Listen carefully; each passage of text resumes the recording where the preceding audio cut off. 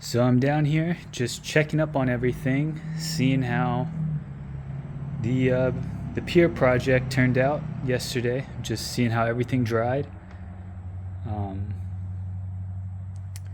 yeah, like how I alluded to my last video, this was the next thing on the list. I thought it was going to be more of a challenge, you know, to uh, to make, but this was honestly probably the easiest thing I've done so far. Um, making pillars. Um, but there's like an asterisk right beside that. The pillars I made. They're not load bearing. There's no structural integrity holding it up, or it's not holding up the structural integrity of the house. Um, it's mainly there just to prevent sag. Um, yeah. Uh, some of my other videos, you can see the original beams that were in here, just the sag they had over, the beams were over 100 years old, so they're going to sag, but just wanted some peace of mind. So made these pillars here to prevent some more sag. They don't look straight on the video, but they are. I leveled it out. It's just the dirt around here. I didn't pile it nice and evenly, but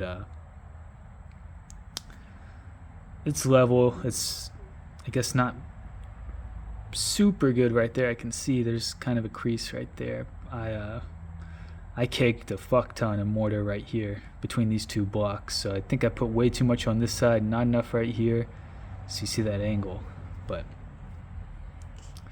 that'll be okay. These these beams probably won't sag for a long time, but when they do start to, these piers will be here to catch it.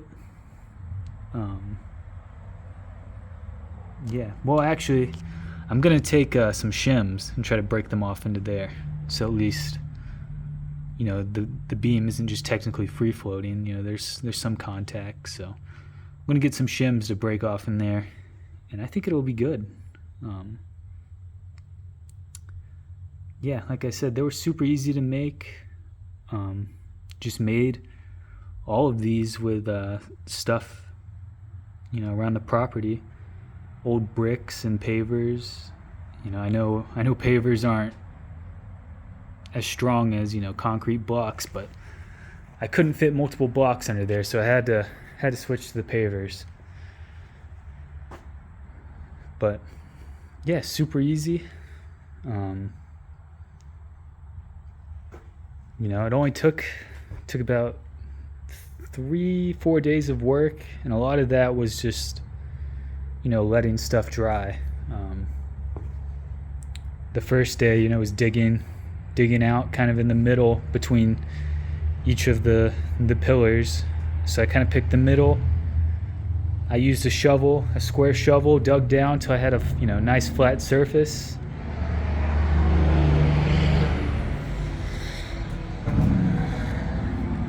Made boxes out of these 2x4s, set that in there, and poured footings. Let that dry for a few days. Got some mortar mix, and then just caked on a fuck ton of mortar between each layer of paver or block or whatever I used. And then,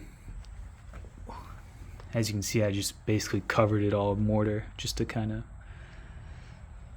seal it up, tighten it up.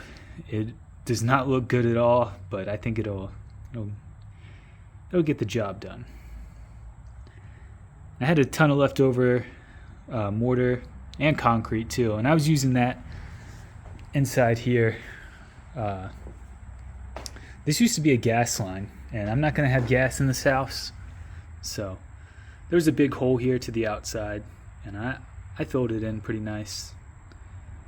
Got it all nice airtight, and same thing up here. Wherever there was old mortar that I just didn't like how it looked, that was kind of faded, I just rubbed it over with some new stuff.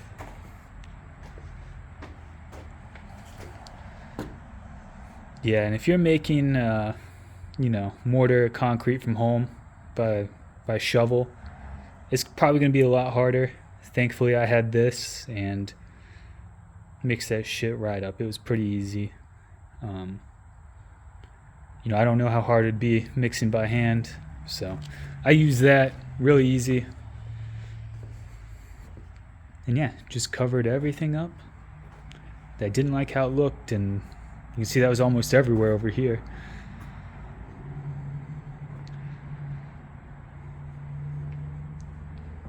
And yeah, so I think that's just about it for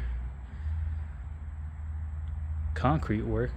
We are wrapping up on this side, and we are just about ready to put in all these floor joists.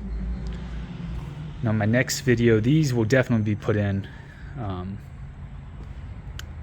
Those are cut and they're ready to go, so I need to start in on that, but gotta finish up this plumbing. We got all the stuff